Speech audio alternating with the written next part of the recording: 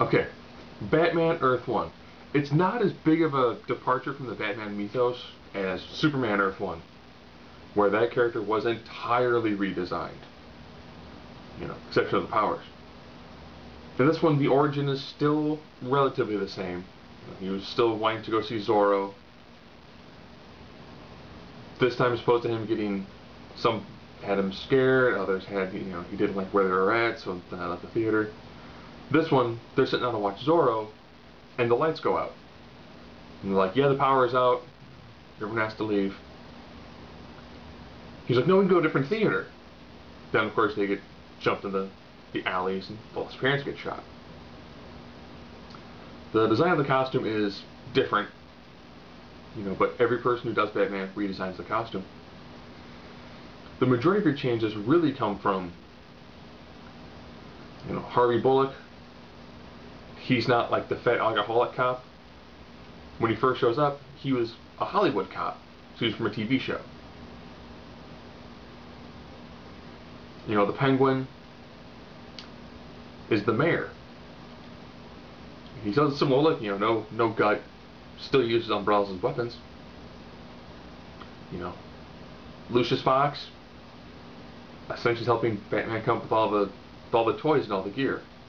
Identical to what you see in the movie. A big change comes from Alfred.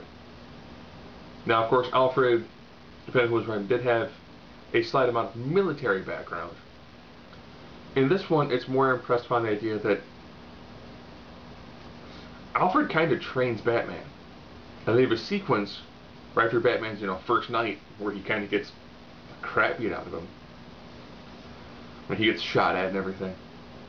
Alfred's like, you're just not ready for this. And then the two of them fight. And Alfred does a really good job for being someone who is functionally handicapped at whooping on Batman pretty well. I mean, he's a guy who's fighting, he's fighting dirty, and he's using a cane. So you do have some minor characters who have different spins on them. But Batman himself, pretty much, he's still a very similar character. So, really good story. The artwork was done well. Little nods here and there, especially towards the end, where they do make it seem like they could easily pick up another character, that of course being Barbara Gordon. Gordon's relationship is done differently too. He is very much this is the guy that killed my wife. I needed money, so I don't bust some of these guys. I just can't. They'll kidnap Barbara. They'll do this. They'll do that. They know everything about me. He kind of has it. I got to suck it up and take it. So after he meets Batman, that's when he then decides, you know what? Maybe the police should actually take care of what's going on in Gotham. So again, it does have a lot more movie feel to it than a true direct departure of the character.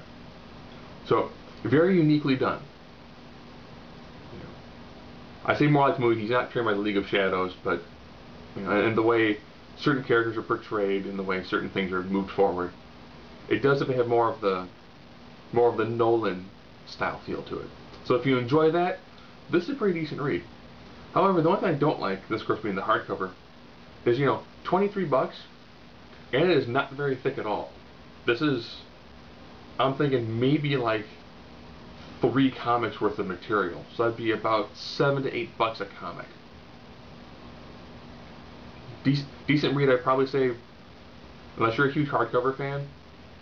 Most of my stuff is professionally bound, but if you're a hardcover fan, you probably pick it up.